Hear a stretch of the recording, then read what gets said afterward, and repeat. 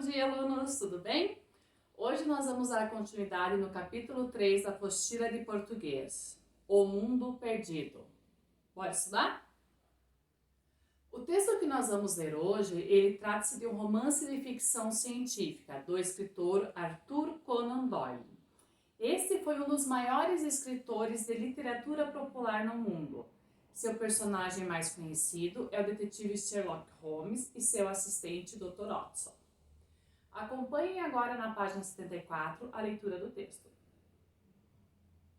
Não conheço nenhum som com o qual pudesse comparar esse rumor impressionante que parecia vir de algum ponto a uma centena de metros do acampamento. Era de estourar os tímpanos, como o apito de uma locomotiva.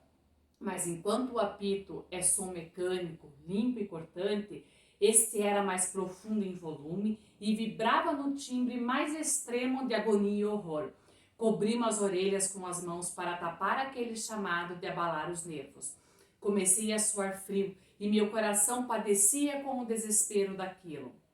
Todos os sofrimentos de uma vida torturada, todas as estupendas acusações celestiais, inúmeros pesares pareciam se centrar e se condensar naquele único grito agonizante e medonho.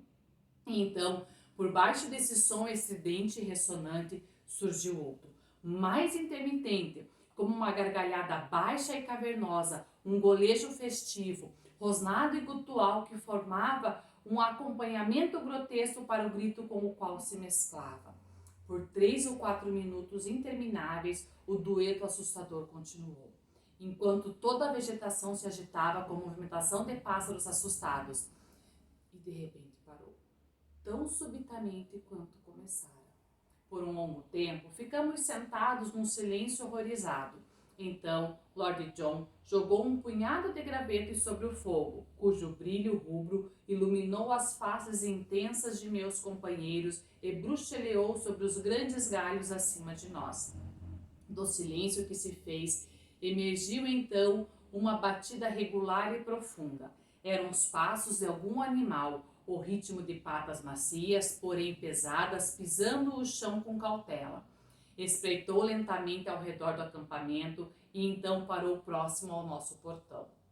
Houve um sibilar lento, subindo e descendo da respiração da criatura. Apenas nossa frágil cerca nos separava desse horror noturno.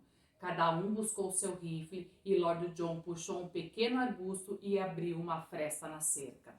Meu São Jorge, sussurrou, acho que consigo vê-lo. Acho que vai dar o bote, falei engatilhando o meu rifle. Não atire, murmurou Lord John. O barulho de uma arma no silêncio da noite vai ser ouvido a quilômetros. Guarde como último recurso.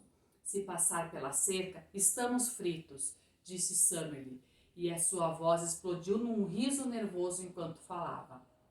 Não vai passar, disse Lord John. Segurem até o último instante. Talvez eu consiga dar um jeito nesse camarada. Pelo menos eu vou tentar. Foi o ato de coragem como nunca vi um homem realizar. Ele se inclinou sobre a fogueira, pegou um galho em chamas e no instante seguinte passou pela abertura que fez na cerca. A coisa se moveu para a frente com um rosnado terrível. Sem hesitar, Lord John correu na sua direção com passos leves e ágeis e atirou o galho em chamas contra o rosto do animal. Por um momento, tive a visão de uma máscara horrível, como a de um sapo gigante, com uma pele áspera e leprosa, a boca frouxa e empapada de sangue fresco. No momento seguinte, escutou-se um baque no matagal e nosso visitante sinistro havia ido embora. Nossa! Agora vamos resolver os exercícios das páginas 77 a 79. Questão 1. Depois de ler o trecho de O Mundo Perdido, um romance de ficção científica, responda. A. Quem são os personagens envolvidos na cena? Os personagens são Lord John, Summerlee e o narrador. Ainda há outros personagens que não estão presentes nessa cena, como o aventureiro Challenge, Malone e os nativos Zambo e Gomes. B. O narrador participa da história? Sim, apesar de ele não ser nomeado no trecho lido. C. O animal que aparece na cena é um dinossauro? Por quê? Gente, assim, não é possível afirmar que seja um dinossauro, mas pela descrição que o narrador dá, nós diríamos que sim. D. Como os personagens reagem à aproximação desse animal? Eles sentem que o animal é perigoso e que pode fazer alguma coisa ruim com eles. Então eles ficam com medo, eles se sentem apavorados e eles tentam meios para se defender deste animal. Questão 2. O animal descrito nesse trecho não é apresentado da mesma forma que no texto enciclopédico. Responda. A. O narrador do trecho do romance de ficção tem um ponto de vista neutro e informativo sobre o que está acontecendo?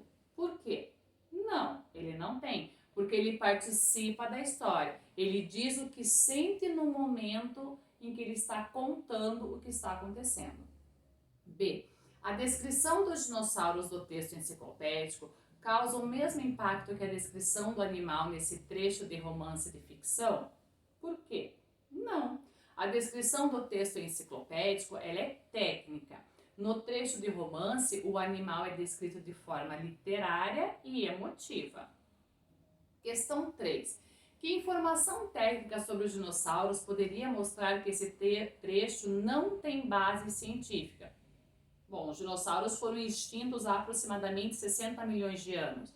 Então, não tem como hoje encontrar nenhum animal, nenhum dinossauro por aí, certo? Antes de nós finalizarmos essa aula, vamos lembrar o que é verbete enciclopédico. O verbete enciclopédico ele é um texto expositivo, informativo para registrar e divulgar conhecimentos sobre determinado assunto. O texto deve ser objetivo e neutro, sem expor a opinião do autor. Olhem a imagem atrás da prof agora. Observe, o verbete enciclopédico ele possui um título, imagem, ele possui pequenos textos, que são as informações explicativas, certo? Ele tem que conter as principais informações e ele possui também as referências bibliográficas, ok? Gente, por hoje é só, certo? Antes de terminarmos, vamos lembrar que nós não estamos de férias e sim passando por um período de isolamento. Por isso, mantenha uma rotina diária de estudo, olhem a agenda do Unifênix e resolvam as atividades que a prof posta lá, certo? Mais uma vez, lembre-se, permaneçam em casa, fiquem bem, se cuidem. Um bom estudo a todos e até a próxima. Um beijo no coração de vocês.